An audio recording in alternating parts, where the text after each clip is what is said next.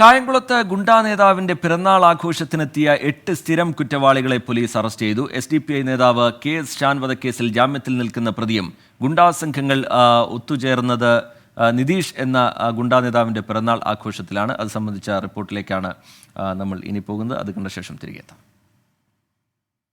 ആലപ്പുഴ ജില്ലാ പോലീസ് മേധാവി ചൈത്ര തെരേസ ജോണിന് കിട്ടിയ രഹസ്യവിവരത്തിന്റെ അടിസ്ഥാനത്തിലായിരുന്നു കായംകുളം DYSP അജയ് നാഥും സംഘവും ഇന്നലെ രാത്രി പരിശോധന നടത്തിയത്.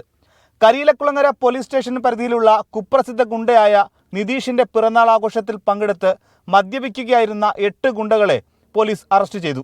വീട് വളഞ്ഞ് സാഹസികമായാണ് പോലീസ് സംഘം ഇവരെ കീഴ്പ്പെടുത്തിയത്.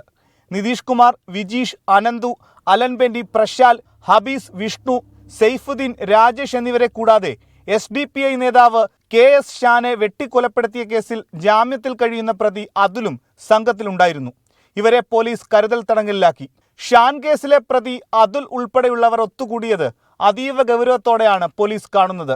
ഇവരോടൊപ്പം ഉണ്ടായിരുന്ന കുപ്രസിദ്ധ ഗുണ്ടയും കൊലപാതക കേസിലെ പ്രതിയുമായ മാട്ടക്കണ്ണൻ, കുപ്രസിദ്ധ ഗുണ്ടകളായ തക്കാളി ആഷിഖ്, വിഠോബ ഫൈസൽ, ഡേഞ്ചർ അരുൺ, മയക്കുമരുന്ന് വിൽപ്പന സംഘത്തിൽപ്പെട്ട ഗുണ്ടകളായ അമൽ ഫാറൂഖ് സേഠ്, വിജയ് കാർത്തികേയൻ എന്നിവർ പോലീസിനെ കണ്ട് ഓടി രക്ഷപ്പെട്ടു.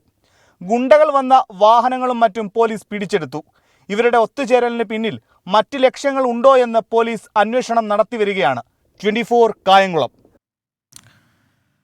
കായംകുളത്ത് ഗുണ്ടാ നേതാവിന്റെ പിറന്നാൾ ആഘോഷത്തിനെത്തിയ 8 സ്ഥിരം കുറ്റവാളികളെ പോലീസ് അറസ്റ്റ് ചെയ്തു. ആ റിപ്പോർട്ടാണ് ഇപ്പോൾ പ്രേക്ഷകർ കണ്ടത്. SDPI നേതാവ് KS ഷാൻ വധക്കേസിൽ ജാമ്യത്തിൽ നിൽക്കുന്ന പ്രതിയും ഈ കൂട്ടത്തിലുണ്ട് എന്നുള്ളതാണ് അതിനോട് ചേർത്ത് പറയേണ്ട ഒരു വിവരം.